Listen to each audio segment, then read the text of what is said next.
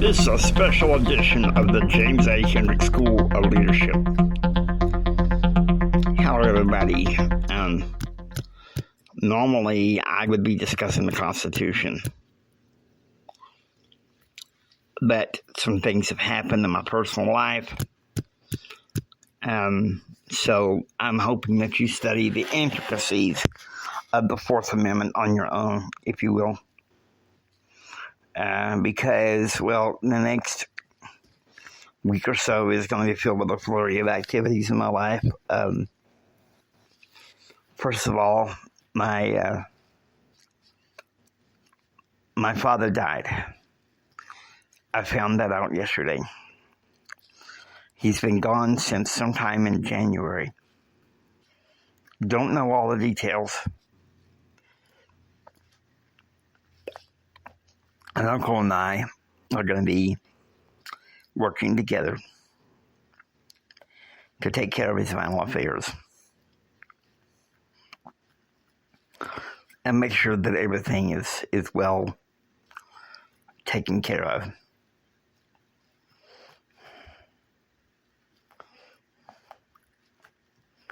What I'm asking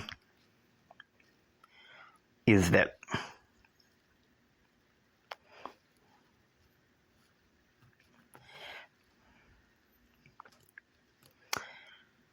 families stick together now in hope. Hope is one of the main characteristics that we can have to make America great again. So, please forgive me, guys, when I say this. This is going to be kind of this is going to be one of those MAGA speeches that I'm going to give. My father was a good man. Granted, he and I were not always that close. I have his namesake. And even though we weren't close, to be honest with you, it still hurts. And I'm going to try hard not to break down on the air.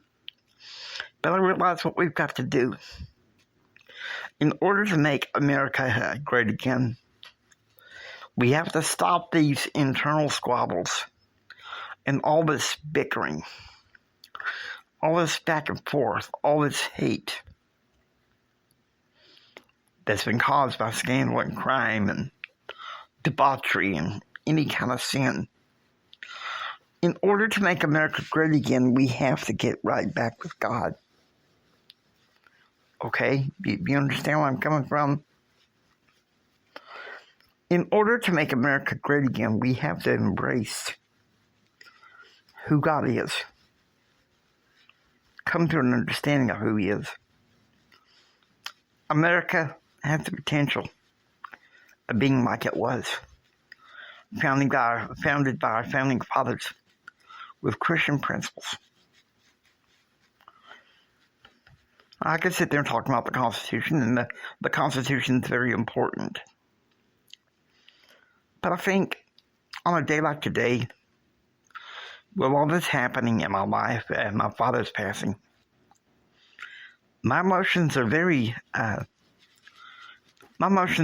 tender today. And I just want to say, guys, we need to hold on to hope in this country.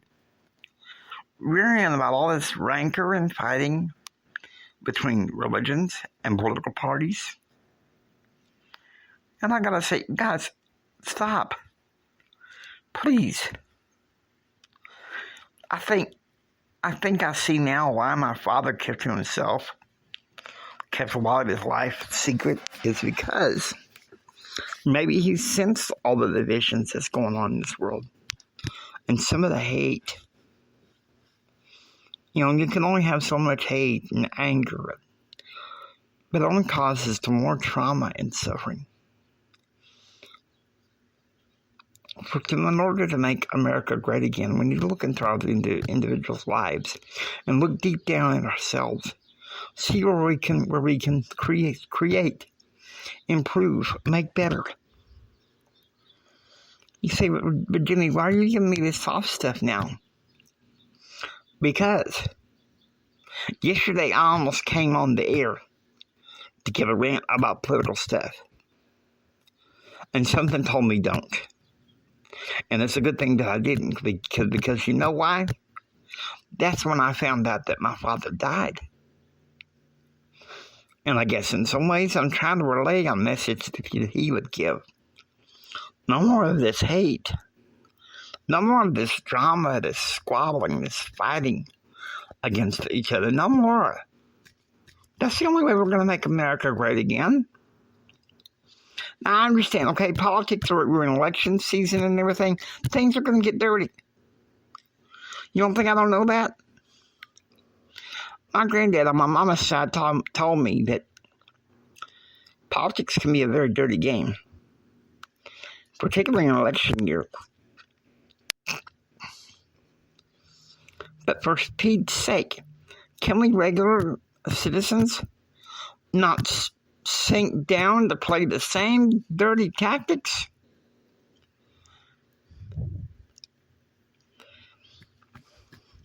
My father served in the United States Air Force during the Vietnam era. No, he did not go. He did not go to Vietnam. He went stateside.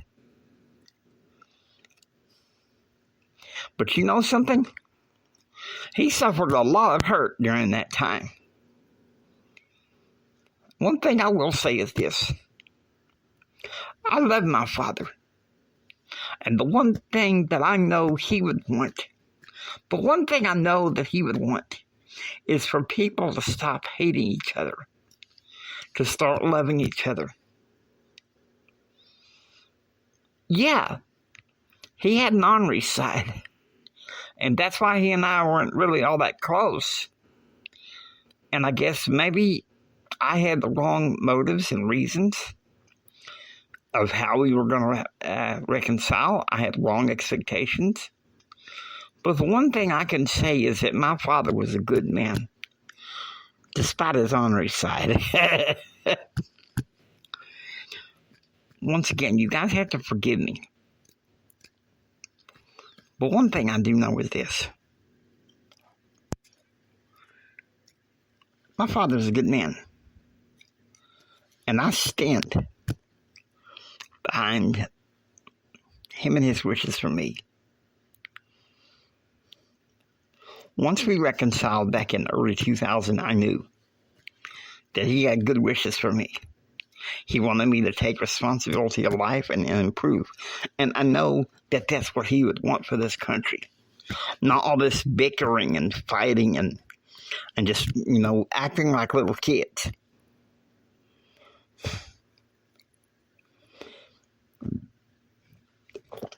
No.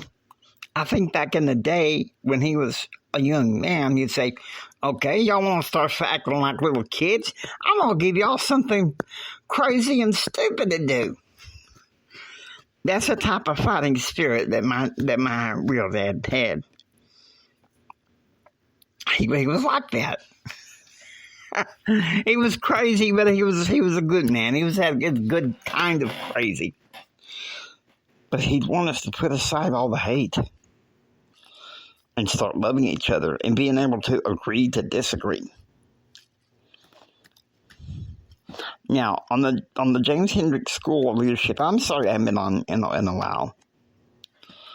A lot has been going on. I had an inkling on Saturday my dad was gone. I just didn't want to see it. But now we know. Guys, I hope that this finds you well. And I hope that God blesses each and every one of you. Hope you enjoy listening to the James A. Hendrick School of Leadership.